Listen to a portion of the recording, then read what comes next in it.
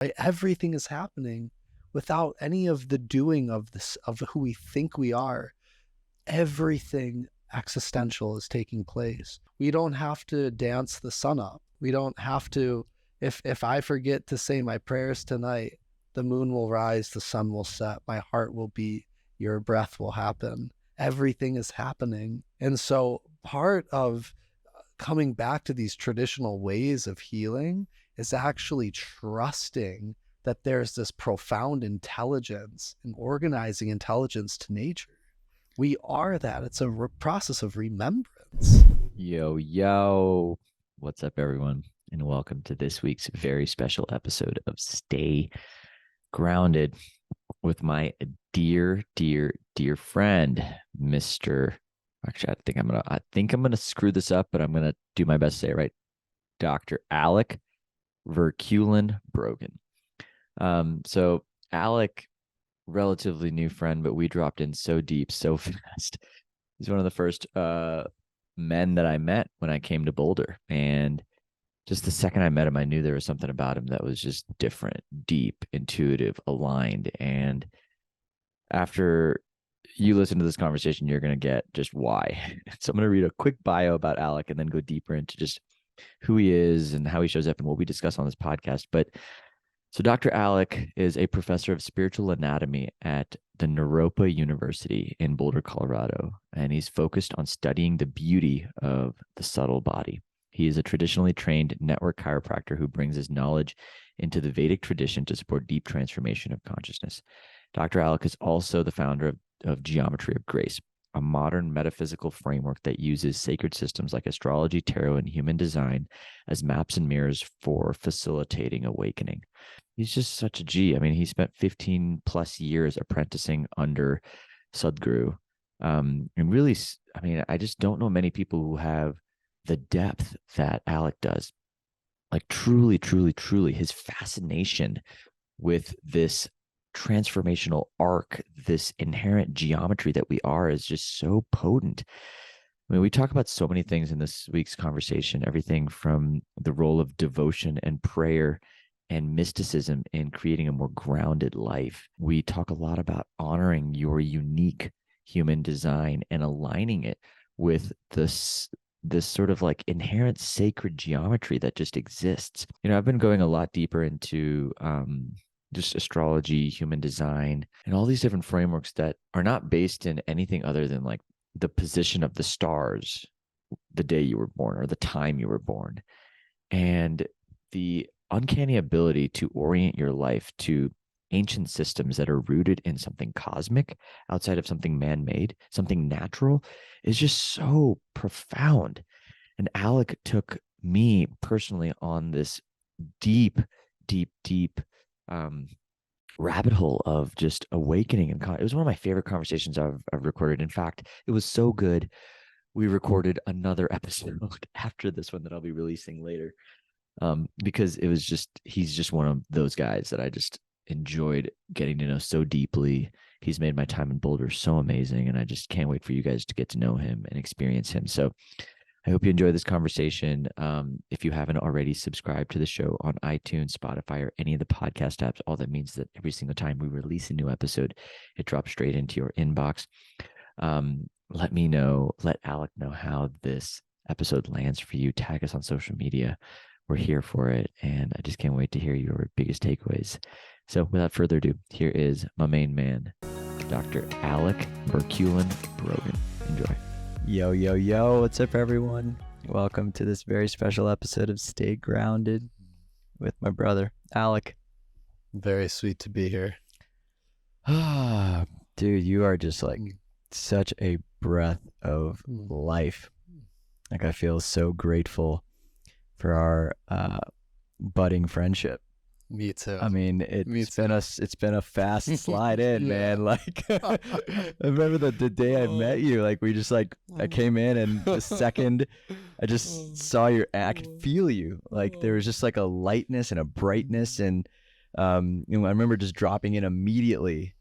Me too. And I just know that is the mark of like just soul to soul communication. And I'd love to start this conversation by maybe even giving some frames to why do you think that was so I easy? love that question. Because, Yeah. you know, in the even in the context of geometry, and when we're thinking about like all of us being one and connected to this infinite field, like why do you think it was so easy for us to just like drop in the ways that we did without ever meeting each other, knowing anything about each other? Like where do you think that, or what created the dynamic for that? So beautiful. Yeah, it brings me to the acknowledgement of our ancientness. And I say that as all people, the recognition that we are truly ancient. And within that, we have this karmic structure, this story that's been woven beyond this birth. And it's just so deep and complex and profound. And I imagine that we've known one another for a very long time. And that in that we share a mission in this birth that we've both taken here in this moment in time. And that's very special. And I imagine that even this intersecting moment right now, there are people that we would say are on our fractal, right? You brought up geometry. And right, I mean, and if people are sensitive really that are listening to this, I'm sure that many are, if not all. And I know that you're deeply attuned being. So even just feeling in this moment, acknowledging this dimension of being that exists beyond this birth. There's a karmic structure that's so profoundly beautiful and ancient, and we connect in that place. And the level of resonance that happens there's such a deep remembrance and such a deep power. And my sense is that that's why there's been such a beauty to our meeting, because we connect on what's called that fractal. And we can talk more about that as our conversation deepens, of course. I imagine we started off with a pretty heavy hitter. Yeah. I thought we'd get there like maybe 10, 15 minutes. Here we are. That's right, Alec, here we are. Let's just open up Pandora's box. Well, I'm curious, and as we unpack this idea of like connecting at that resonant level, like why is it that we are so naturally, I guess, or not naturally, but like when we think about our existence, why is it like, I guess if I had to phrase the question properly, loneliness right now is one of the biggest epidemics on the planet, right? Like loneliness is something that I think I hear so much. Like I feel lonely. I don't feel acknowledged, seen, and met in that way.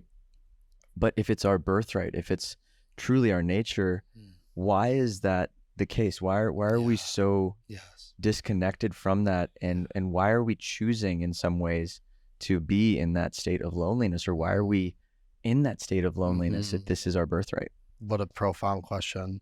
We really suffer, don't we, when we believe in illusions.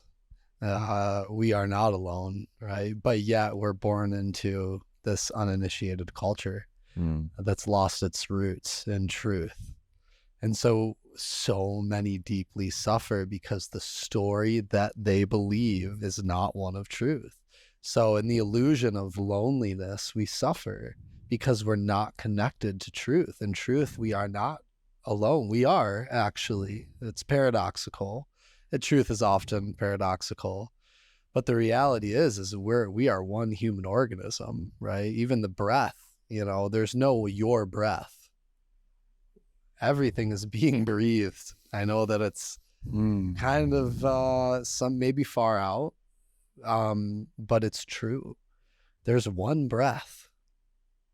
There's one breath that's here. We're all being breathed. Even in that we aren't alone. So my sense of that question is one of culture, and we were talking about this earlier. Yeah. We're born into an uninitiated culture. And the reason why we could go down many rabbit holes, some believe that there are many nefarious kind of sources of this, that there are actually people that intend for us to be separate. I don't think either of us want to speculate so much on that in this moment. But what we do know is that there's so much loneliness here. And the beautiful thing is that if any human being simply witnesses their breath, they are immediately connected to a field of togetherness Mm. because there is no individual breath. What is? Even in our breath alone, we're united. Truly. Can you speak to the feeling of togetherness? Like, Mhm. like what does that feel like? Like if I'm listening to this podcast and I just heard you say that, and I feel alone or I feel lonely, Mm. how will I know that I'm actually connected to togetherness? Yeah, I love that. Feel your heartbeat. Really. There's a rhythm. There's a cosmic pulse that lives here. The very breath, the rhythm of your breath, the rhythm of your heartbeat is attuned to the beauty of a nebula being born in cosmic space. Damn. This separateness is fundamentally illusory. It is birth of illusion. There is no separate self at all. Now, there's a function to experiencing a separate self, right, in culture. And that's where we have self-development, the process of maturation. But in truth, there's only one being appearing in numerous forms. And so we suffer until we acknowledge the truth that there's only one being breathed, right? And so the only truth is togetherness because there's only one. And this is where we begin to see these beautiful wisdom traditions. We hear, maybe people have heard this word here and maybe not, but there's this term non-duality. Mm. And this is what we're speaking to. In truth, there is no duality. There's one consciousness appearing in multiple forms. So if someone is feeling alone, I feel you deeply. I felt that too. And the refuge that you have is intrinsic. Life is reminding you right now, notice your heartbeat.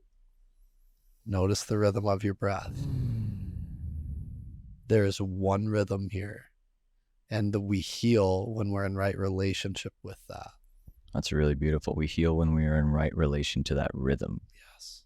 And I even think about, like, you know, before I moved to Costa Rica, I was living in downtown San Diego. I was living in like a high-rise concrete jungle, working my butt off and just like being in this state of just constant chaos. Yeah. And I think when I went to Costa Rica, I think the reason why that experience was so profound for me was because it naturally brought me back into the rhythm of nature. Oh, brother, yes. Like this is why we dance. Like, yeah, right. Like it's like the sun rose every morning and the sun set every day, and I was seeing those both. I was in Union, like the monkeys were waking me up at 5:30, not the cars. And it brought me into this state of alignment almost with this universal. I love that you called it the heartbeat, you know, because what was interesting is when I was in Costa Rica, I had a really profound healing experience where after the experience, the person facilitating the energy work on me ended up taking a stethoscope, putting it in my ears and having me listen to my own heartbeat. Brother, wow. And I had never had that. Beautiful serendipity. I had never had that happen in my life. And I've been on the path for 5-6 years, never, like, I've done all the things. But for some reason, when I could hear my own heartbeat, there was this profound level of peace.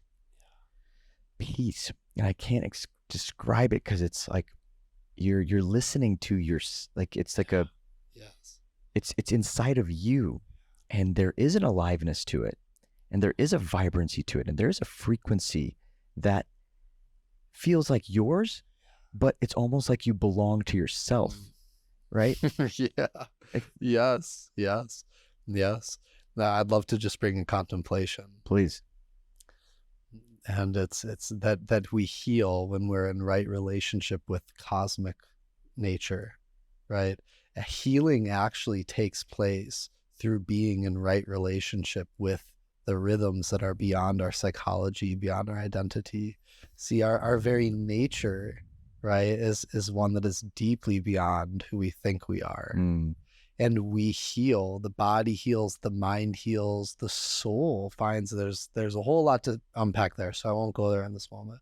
But the mind heals, the body heals when we're in a right relationship with the rhythms of nature. And what is nature? We are that beyond the mind. The moment, just like you so beautifully said, brother, the heartbeat right now, are you making your heartbeat consciously? Are you making your hair grow? But here it is, it's all happening. It's unbelievable, right? Everything is happening without any of the doing of this, of who we think we are. Everything existential is taking place. The sun, we don't have to dance the sun up. We don't have to, if I forget to say my prayers tonight, the moon will rise, the sun will set, my heart will beat, your breath will happen. Everything is happening, right?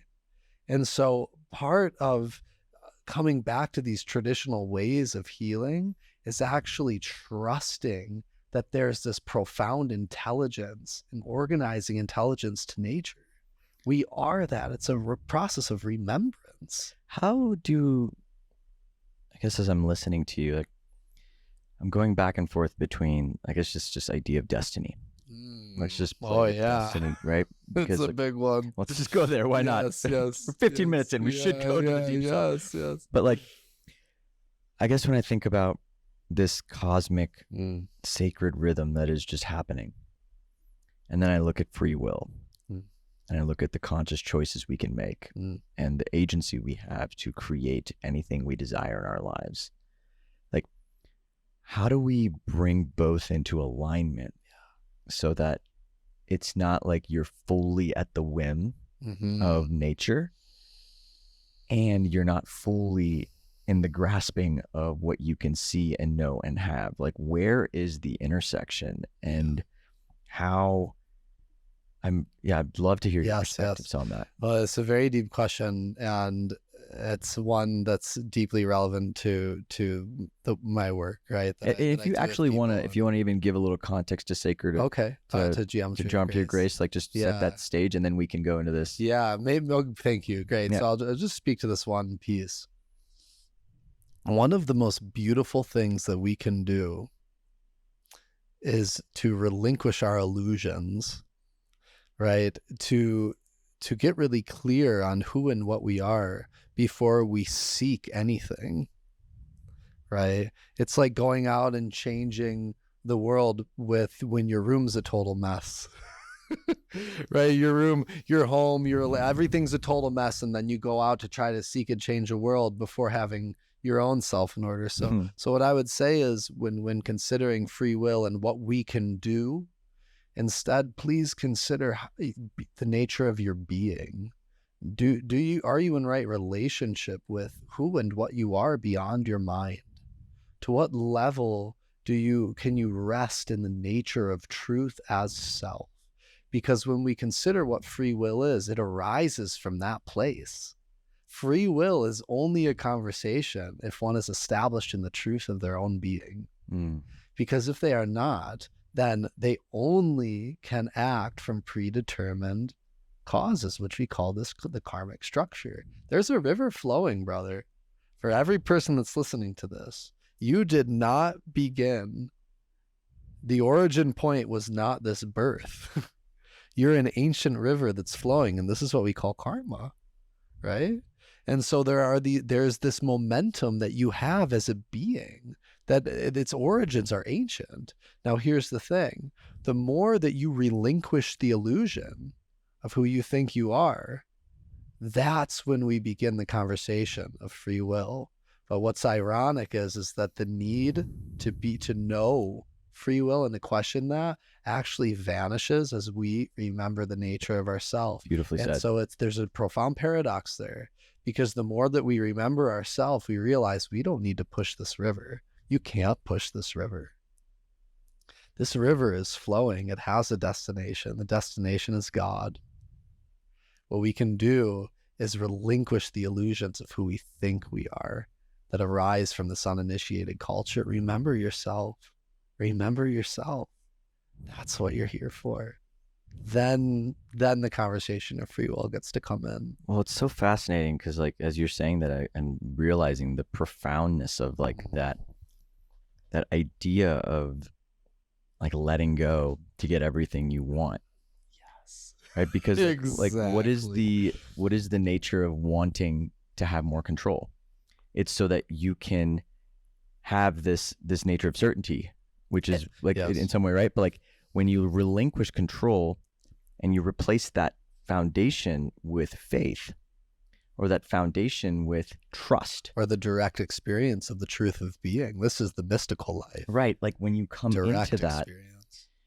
you're so in alignment with what is, Yes. that the high almost of that Yes. relinquishes the need to, and now don't get me wrong, like I'm still acting, I'm still doing, but it's coming from a place of inspiration instead of motivation in some ways, which is like the motivation to stay safe, the motivation to have certainty. It's like I love it. I would invite everyone, if you aren't familiar with it, to look into and explore the Bhagavad Gita.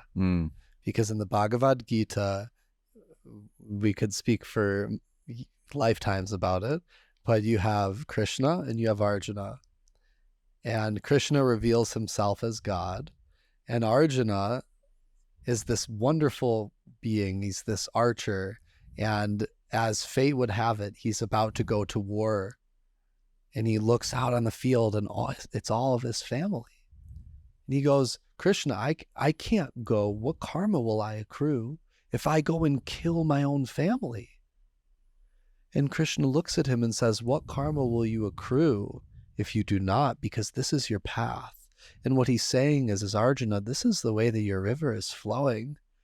Actually, there is no accruing of karma if you are just simply being yourself and not getting in the way with your psychology, with who you think you need to be, simply just being. And I'll just say this last piece. This is called nishkama karma in the Vedic system. And it really means effortless doing, or wu wei in Taoism. It's the sense of dharma. It's the sense of purpose. It's the sense of being in right relationship with personal and cosmic geometry. So I have a question that's coming through me right now. Because I hear that. And what if the psychology is telling you to harm?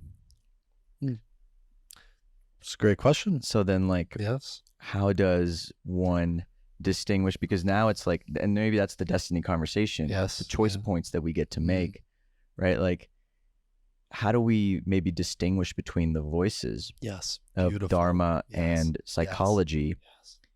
And how do we learn to kind of write our own compass and align it with dharma? Instead of confusing dharma with you're speaking psychology. My language. Thank you. It's a perfect question. Our dharma arises as we remember ourselves. Our dharma is innate. Again, the dharma, what we're speaking to is this ancient river of being. That is dharma. That is dharma. So realizing yourself beyond your psychology, that is exactly what Krishna is speaking to Arjuna in that beautiful tale of the Bhagavad Gita. He's saying, don't commit to the illusions of who you think you are. Remember yourself on the level of the existential, right? This ancient river, that's flowing. Remember yourself on that level. So in our world, let's just nip this in the bud. In our world, there's a lot of what's called mental illness. But really, the way that I see this and the way that traditional medicine and a wisdom tradition would see this is that there is an imbalance in the way that the energy is moving, right? We understand that every being has what's called basic goodness, right? I teach at this school called Naropa. If people don't know what that is, please look into it. It's a Buddhist-based university here in Boulder, Colorado. And it was founded by a monk named Chogyam Trungpa Rinpoche. And one of his teachings was basic goodness, that every being in their core has this basic goodness, right? And it's actually radically different from what the Western world says. The Western world assumes that there's that pathology, that we need to be saved, that we have this original sin, that there's this inherent badness. Chogyam Trungpa would say, actually, there's inherent goodness that we can take refuge in. So we live in a time where people are looking at blue light until midnight, waking up whenever. We've lost a lot of our principles of beauty, of right relationship, right? There's a lot of distress in our culture. And so you brought up like these thoughts of harming. What actually needs to happen is not worrying about that with the mind so much, but coming back to the body. And again, what did we say healing was? Healing was what? Being in a right relationship with the rhythms of nature. You were having a hard time in San Diego. You went to Costa Rica and you got into right relationship with nature, and all of a sudden your thoughts changed, right? Yeah. I imagine. And so what happens if we take someone that's living in a high rise in New York, they haven't seen the sun in a week, and they're having harmful thoughts? I don't mean to be brash, but it's a normal experience for someone to have harmful thoughts when they're so disconnected from the beauty of Well, I guess I was bringing it back to like the Mm. Bhagavad Gita. Okay. Like it was more like Yeah. when Arjuna Mm. is looking at two poles of hurting family Mm. versus fighting. Oh no, well in the Bhagavad Gita they were the same. Mm. That's what okay, So this is where it's like now there's like okay. there's a choice point Uh-huh. of like human versus Mm. soul, Mm. right? And in those choice points, like Mm. maybe this is the great debate. Yeah. Right? This is why the Bhagavad Gita it's a Mm. debate Uh-huh. because there is a lot of like Mm. interpretation Mm. of what is right and what is, for the way you look at it. Mhm. But I think that's what I'm coming to is like Mhm. in those types of moments Mm. where you could actually see a fork in the road. Uh-huh. Right. Yes. Now, Yes. how do you choose? And what are Yes. you listening to when you Yes. choose? Yes. And what is Okay. truth? So let's speak to it from the geometry of grace paradigm. Yeah. Because this ultimately is what the geometry of grace can offer. Because the reality is most people in our world navigate life from their mind, right? And so one of the sacred systems that geometry of grace rests on is the human design. If we looked at your human design at all? We were supposed to, I think, Okay, but we okay, didn't. we But I am will. Okay, excited we will. for Okay, that. we will. Yeah. Maybe after this. Yeah. All right. Yeah. It'd be fun to do a live reading. Yeah. Maybe another time. Yeah. Yeah. But one of the things that we see is something called the authority.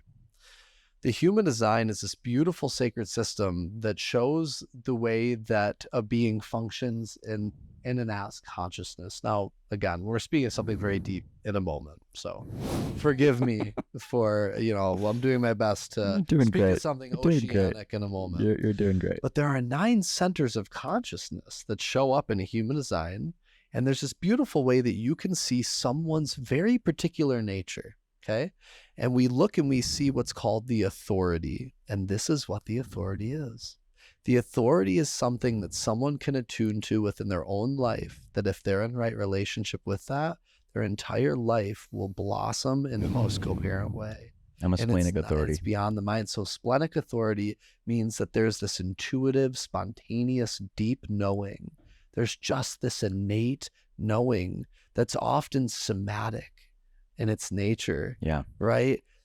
And are you a projector? Yeah. Oh, I didn't know this. This is a perfect thing for you to be doing as a projector. That's so wonderful. I love that. That's beautiful. But so for you, it's a splenic. For me, it's emotional, which is the opposite in many ways. See? Because for me, I exist in this wave. Sometimes I'm up, sometimes I'm down, but it's consistent for me. So if I'm having the most wonderful day ever, right? I'm on top of the world, and you say, hey, Alec, you want to go to the baseball game in a week? Remember, I'm on top of the world, right? And I say, yeah, I'm in. And then I wake up the next day and I'm in the dumps. Well, that's not going to be true for me anymore, maybe, right? And so I'm in this place of like, oh no, I committed to this thing. Wow. So here's what I would do. Because my authority is emotional, I would wait. I would say, brother, thank you. I need to feel into my process, and I would get clear. I would feel all the nuances of my process, and then I would opt in when I feel clear. So I'm just having authority. I'm having a very profound like realization. Yeah. So if Arjuna had his human design, let's just say he knew his design in the Bhagavad Gita, and he's in that moment, and there's a choice point, and he knew how to access his innate intelligence. Yes. That was his unique design, his unique way of processing something. And if he listened to that, that is the path for him. So, brother, you are speaking of something very profound, because here's why. In the Bhagavad Gita, in a way, this is an exoteric expression of one's own journey of spiritual realization. So him being in touch with his authority is him being in communion with Krishna, because our inner authority is the presence of God as God. That is Krishna. Listening and attuning to yourself as truth is you listening to Krishna. See, Arjuna didn't have his human design, okay, but he had Krishna. That is the human design. That is the ultimate human design. because Krishna is the embodied divinity. Yeah, totally. So here's the thing, brother, within Geometry of Grace, that's what we're striving to offer someone, because in our time, this is what we have. We have these sacred systems, and we bring to people, this is your nature, your geometry beyond the mind. If you can follow this, your life will blossom in the most coherent way, in the most coherent geometry, to get you to your destiny in the most graceful way. Because here's what we say. This is the contemplation. When we are in right relationship with our nature, our geometry, we are in deeper communion in the presence of grace. The more that you are in relationship with the nature of yourself, the deeper you are in relationship and communion with the presence of grace. And the presence of grace is God. It's the transcendent presence that's holding everything. That's the source of breath. The source of the heartbeat that we were speaking to earlier is divinity. That's grace. We can be in relationship with grace when we honor ourselves most deeply. That's the whole thing. That's what Geometry of Grace rests on. So what is we can just ask, what is Geometry of Grace? But more directly, I would even go, when you speak to this grace, what are the qualities of that grace? Oh boy. We could write poetry, we could dance, right? I mean, really, it's like that's actually what all art, is really expressing, right? It's a testament to it's the eros, it's the juice of life, right? When we're speaking of grace, right, there's this word Shakti, right? Shakti, the expression, the essence. We could even say that grace is the divine Shakti, right? When you feel like you're just on, right, you're in flow state. That's the thing that everyone says now, flow state, right? This is Geometry of Grace. You're in right relationship with your geometry, and so grace is flowing. This is flow state. So the Geometry of Grace is showing people, this is your particular highest, most beautiful way of being in relationship with grace, in having right relationship with God in form. And what happens when you do that? See, here's the thing. Some people get into Geometry of Grace, right? And then all of a sudden, all this stuff starts coming up. And they're like, whoa, is everything okay? Like, my life just got really intense. And here's what we say. If you're in right relationship with yourself and things are moving, good. Because that's the metabolization of your illusions. The chrysalis. Yeah. Now, if your life's falling apart and you're in your mind, you're making it, that's one thing. But if your life's quote unquote falling apart, but you're in deep attunement with the grace and the nature of yourself, then okay, because guess what? Anything that can burn in that fire is never you, because you are beyond destruction. You are an infinite being. Whatever can burn can never be you. And that is initiation. That is salvation. We become real by relinquishing our illusions. Dude, that was so good. Like I'm just really connecting to that truth, that immortal truth. Yes. The truth of immortality, which is that the thing that dies is just not you. It cannot. Exactly. What is, and I'm looking at my life. I'm looking back on my life at all the moments where I thought my life was over, or that I would never experience joy again, love again, peace again. or those moments where I was so in a hole that I just felt like I was gonna stay stuck there. Yeah. And I'm looking back, I'm like, through the lens of what you just said, I'm looking back at each of those moments, and I'm just realizing the profound truth of what died. All those aspects of me, the versions of me, the identities that I thought were me, the stories I told myself about myself, the everything. Yeah. That's what died. And what's left is never going to die. And there will be many more deaths, I imagine. Yeah, including the death of this very body. Yeah. But really, right? Really. See, we can choose to remember ourselves beyond. See, one thing that we say in the Geometry of Grace system, there are two moments that you can let go into truth: death and right now. And truth is, this body is not you. You are an ancient being, and this is in your direct experience. Your birthright to awaken to this. Don't let our culture rob you of the birthright of remembering your cosmic origin. Right? This is a big one. It's a big story that we believe right now in this human organism in this time. Well, we get caught, right? Like, I don't think it's necessarily that we're even like, I think if everybody could remember this, I think they would want to. I think there's just a challenge. It's just hard being human sometimes. Like the emotion, like, I mean, like when you're inside of an experience that's so triggering, or when your world is crumbling, or when something you thought was true is now turned upside down, like there's this moment of disorientation, of chaos, and our nervous systems are not calibrated. You said it. Our nervous systems are not calibrated to be in remembrance in those states. We are in fight or flight. You said it, yes. And that fight or flight. And so there's this, there's almost like a recalibration to that geometry. Yes, brother. There you go. You're speaking it. Yes. Right. And this is the work. This is what Geometry of Grace does, is that we support people in the genuine direct experience of remembrance.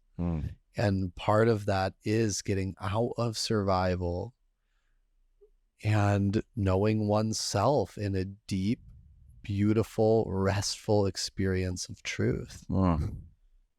That's what you just spoke to it so beautifully. The first thing, on a very mundane level, we can step down from the cosmic for a moment and just say, hey, people are really struggling right now. Even people that are successful, their nervous systems are jacked.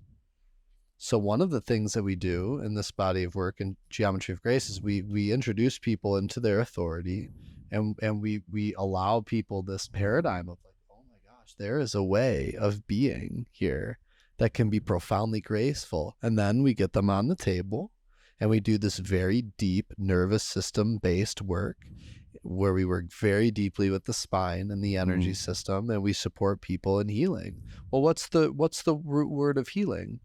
Wholeness. To become whole. Is to heal. Right? We get back to the same contemplation, to be in right relationship with cosmic rhythms, with the rhythms of this planet from which our body arises from. Yeah. The 5 elements. That's the whole thing. In those moments of initiation, what is the right relationship to have? It depends, right? However, we can go very source with it, and we would again go back to the authority, right? And we would say that in any initiation, there's only one door, and it's the remembrance of self beyond the stories of our illusions. That's what any initiation is, whatever form it is. It's bringing us to the truth, bringing us to our very nature. Now, here's something to consider. We say that in our ignorance, our blessings become curses. Who hasn't seen that, right? In our ignorance, our blessings become curses. We can give a really mundane example. The person that inherits $1 million, right? And they're in their ignorance and they become cocky and they lose it and they end up worse off. What was a blessing becomes a curse. But here's the thing. In our awareness, our curses become blessings. Beautifully said. Right? This is a foundational principle of geometry of grace, because in our awareness, even the most seemingly devastating moments are doors of initiation. Even our curses become blessings in our awakeness. It's so interesting. Like when you use the word awareness in that way, I'm very much brought to a really deep reverence for the word, because my mission is to help people be more aware. Beautiful. Right? That's everything Liberate does. It's about just inspiring more awareness. So amazing. And I'm realizing now, like even the way you just described and used awareness, it's like the awareness is the seed of the soul. The awareness is undying, right? The awareness is the witness. Yes. It is the witness to the experience. It is the witness that is looking at this, not as you, Yes, right. as a greater you, Yes. from a greater level of mind. Yes. Yes. And that is where all the and it's so fascinating, because when I think about us as a society, you know, mindfulness, meditation, these are all concepts that we use. But why do you think it's so hard for people to actually connect those dots? Can you be more the dots of just like even the technology of mindfulness being the power of awareness? Because there's a disconnect. It's like, oh, mindfulness is to do this, but like the power of awareness is the power to change your life. Yes. So there's a different frequency. It's not just a mindfulness app. It's like there's a depth to the technology that I think we are missing as a culture. I would say so. And that's what I'm trying to like unpack right now, which is like, what the fuck? Yeah. Yeah, totally. Well, it's interesting, right? You know, we can look at this from so many different levels, but because we're speaking to these more Vedic traditions all night, we can bring them in where we have these what are called the gunas, or we could even say like the modes of nature. We have tamas, rajas, and sattva. Okay, tamas represents that which is heavy, that which is ignorant. Okay, rajas represents that which is changing and striving towards, right? It's very active, and sattva is balanced. It's the balance, right? It's the truth. It's just that which is. It's in its balance, nature in its balance. So what happens is that people go from ignorant tamas to rajas. Tamas leads to rajas, rajas leads to tamas. And that's in our world. You see drug addiction, you see addiction to many things. We don't need to go into all of them, but then here's the thing. People go, and then what? Oof. And then they get it up and they go again. So here's the thing. So what's the answer? Right? We're talking about awareness. And what I love about it's not just awareness, it's just a word. But what we're really speaking to is the juice of life, grace, the depth, divinity. But here's the thing, brother. So what's the answer? The answer is many things, but it can be prayer.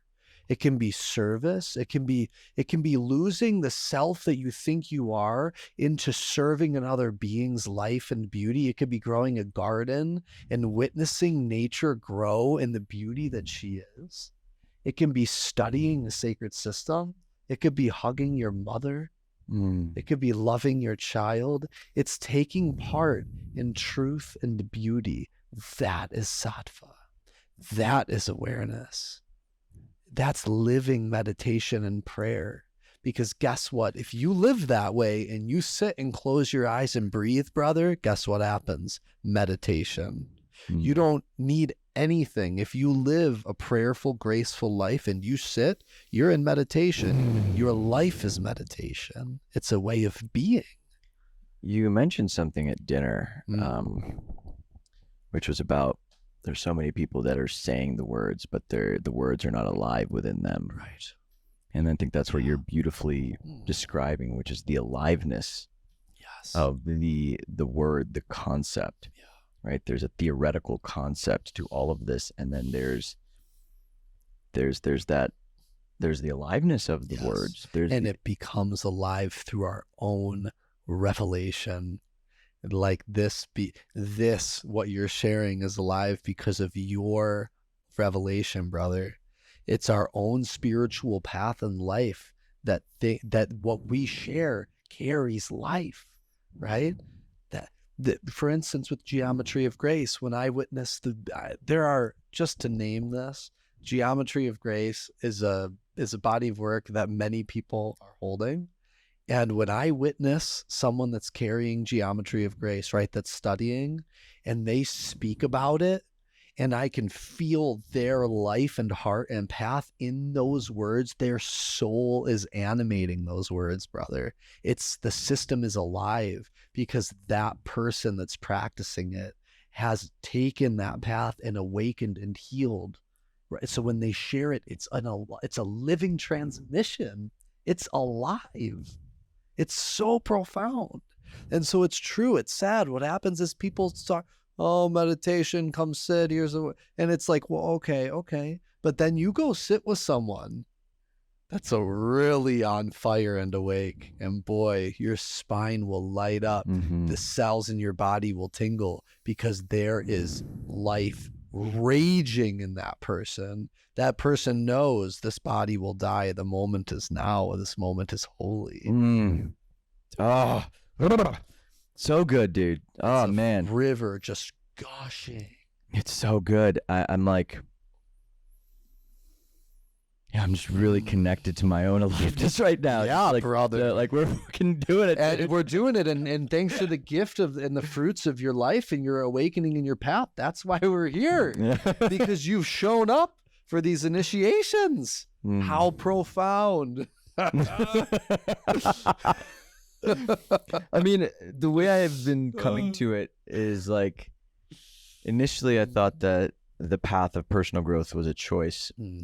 And then I realized it was just life.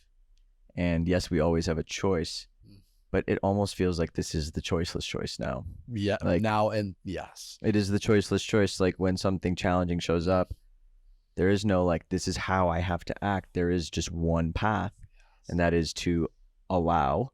It is to devote. It is to be in right union with the experience and not cheat myself of the lesson, the profound levels of awakening and awareness that is present when we allow ourselves to just not have the choice. And here we are back to where we started. The paradox of free will. And the more awake we become, the more mysterious life gets. Right?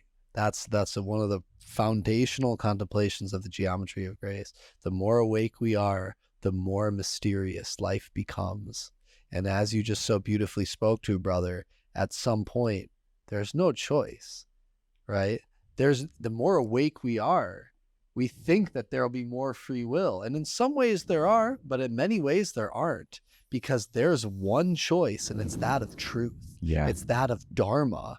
And you know what? Life gets more mysterious in that place because there's complete surrender. There's no control because there's no separate self there to control. We realize that we are a cosmic breath. We are the cosmos manifest in this moment as a geometry, remembering itself as God. Where is the will? It's thy will. It's my will. Well, here's the thing, there is free will, and when we do not listen, and when we go against when we go against the capital T truth, you got it. It is so painful. And I've realized this, like in the beginning. My heart hurts even just. In the beginning, when I first started down my path, like I could easily not follow my truth because I was so disconnected from.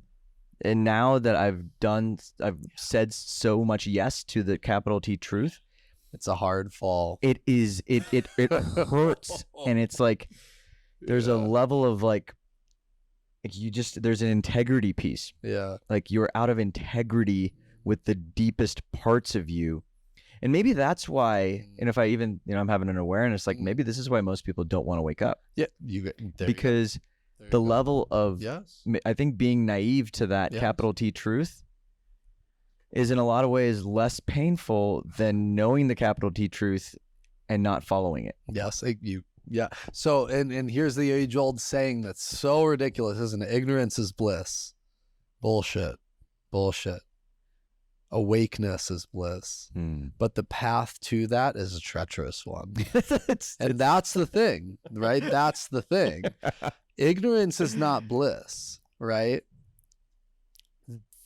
Awareness is bliss. But the path from ignorance to awareness is not one of bliss often. There are moments of experiencing our true nature and awareness, that there are moments of bliss on the path of awakening. But the thing is, remember, to become real is to relinquish our illusions.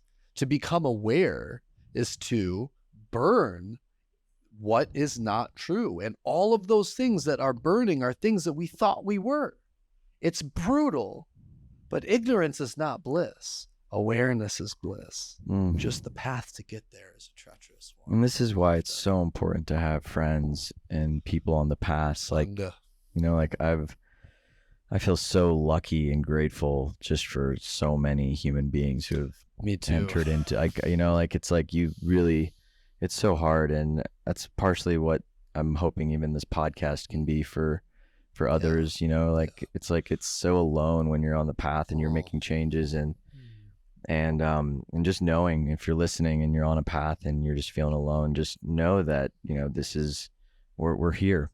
We're all doing this, and there's a heartbeat that's present all around us, and we're all connected to it, and we're all waking up. And we're all waking up in our own speed, in our own ways, to our own challenges, but that doesn't change the universal heartbeat.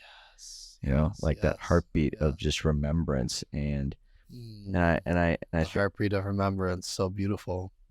Nice. Yeah. Poetic. Very much so. Very much so. So we've gone in so many directions. Like, this has been such a fun ride, bro. I knew this was gonna be just like such a ride with you. Like, I just had this feeling that we were gonna have a beautiful experience. And I'm one, just thank you for just being for being who you are, how you are, the way you are. From the second I met you, I just knew that there was a depth of playfulness that I know can only exist. That can only exist on the other side of deep, profound connectedness. And so, I love you, brother. And I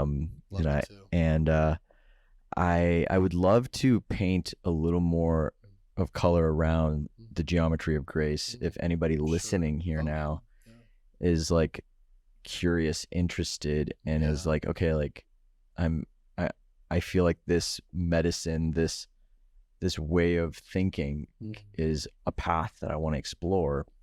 How can they? And maybe you can even give a little more context to, just because I think we sprinkled a little bit of like, what is the geometry of grace, and it's philosophies, it's healing, it's this and that, but maybe just like a succinct, like kind of bringing it home. And then how can individuals who are curious or interested or wanting a deeper experience of it, how can they experience it? Yeah, thank you.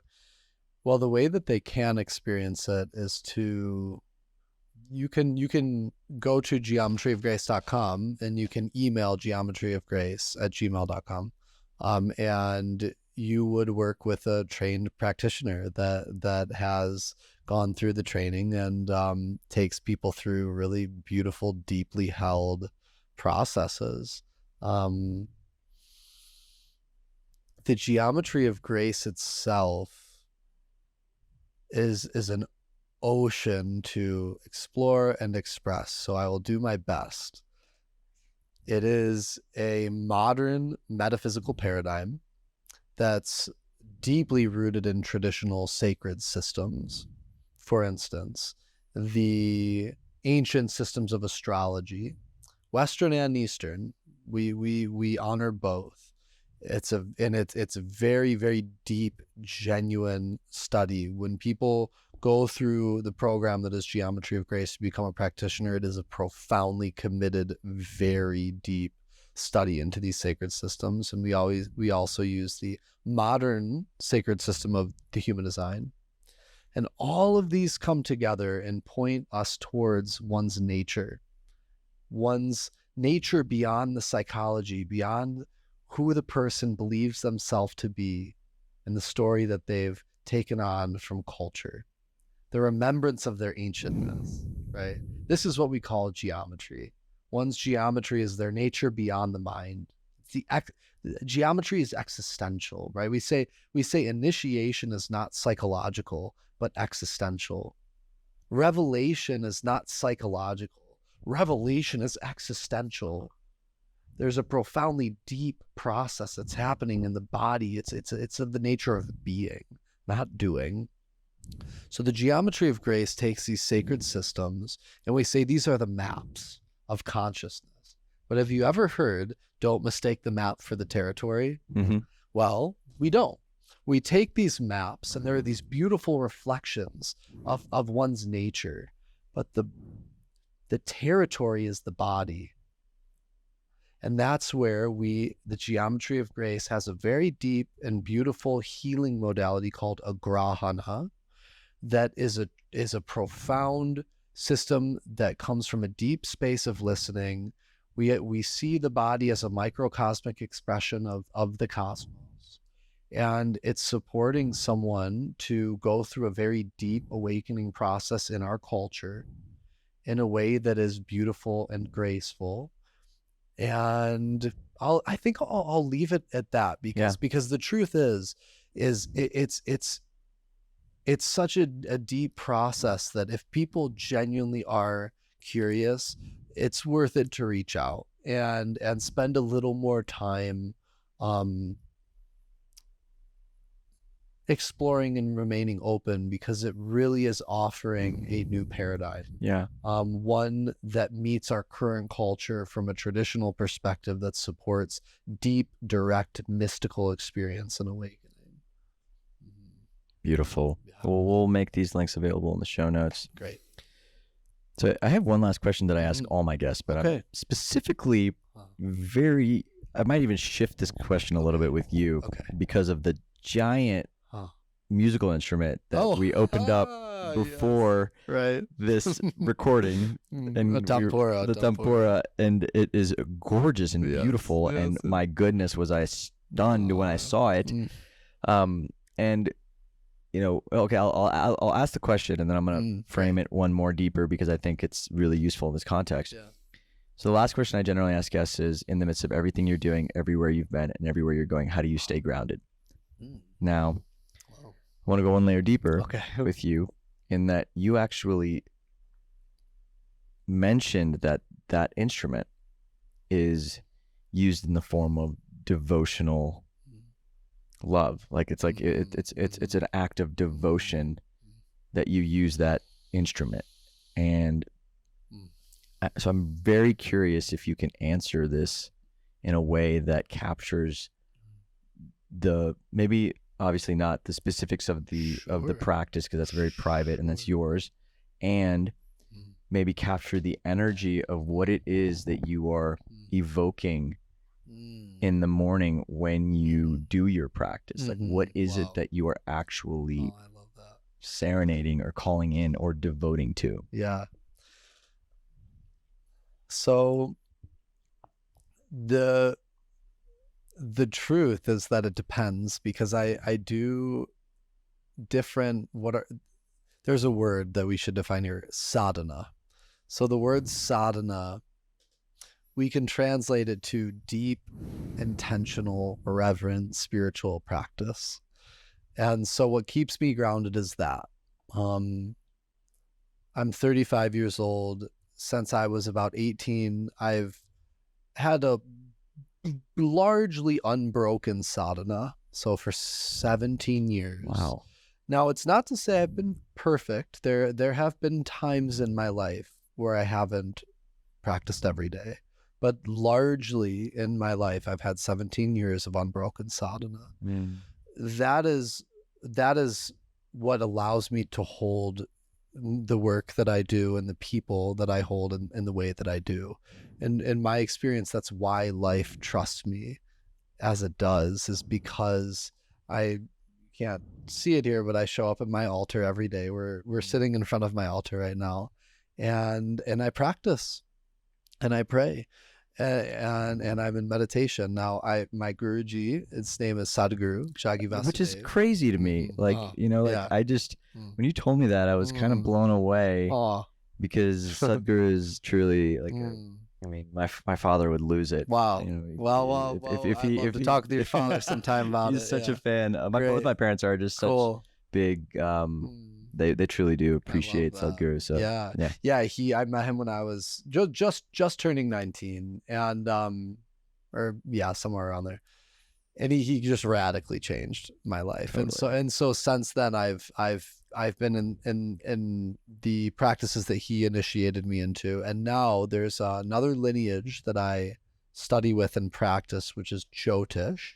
Jyotisha, meaning the divine study of light science. This is Vedic astrology. And there are different deities that I work with: mantra, yantra. I have different devotional practices where I enter deep spaces of prayer and meditation and direct mystical experience, and I deepen my relationship with different forms of God and goddess, and then I bring that to the work that I do, and I do my best to be a conduit of that divinity in the human world, and so that instrument that I got is a tempura. There are only 4 notes, and there are only 4 strings. Excuse me. There's really 2 notes. And it drones the primordial Om. Da, da, da, da, da, da, da, da. It just drones that. And you go into this deep space of meditation, and then you sing.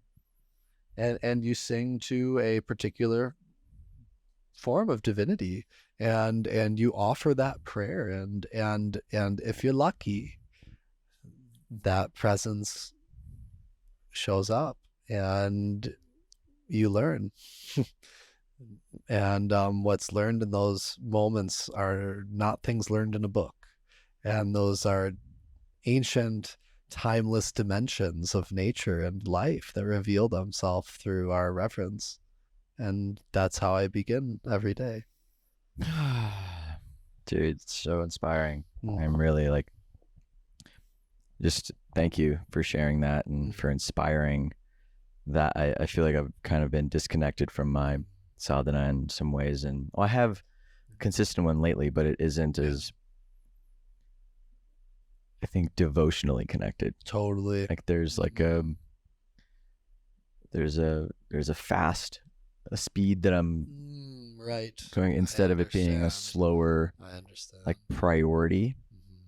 And I'm just really appreciating that reminder. And I think overall, man, I'm just really appreciating you as a dude. You've just got such a dude. You're that dude. You're just you're so. I just love the depth with the true. You're also just a bro. Yeah, totally. A complete bro. Totally. That's such a vibe, and it's a bridge. It's such a vibe, and I'm so about it. And I just love that we're homies. I love that we're brothers, and I'm so grateful that I love that's how we're ending. The perfect ending. I'm just loving it, man. So good. But everybody, that's a wrap of this week's episode of Stay Grounded. I'm your host, Raj. This is your new friend, Alec, and from us, stay grounded. Stay grounded. We'll chat soon. Thanks for tuning into this week's episode of Stay Grounded. No matter where you're from or what you're going through, I hope it helps you remember just how incredible you are and have always been. If you're on a path of emotional healing or self-discovery and would like to learn how Liberate can support your journey, head to www.rajjana.com/liberate, that is LIBER 8, to learn more about our current group programs and one-on-one offerings. I love you guys, and I'll see you next week.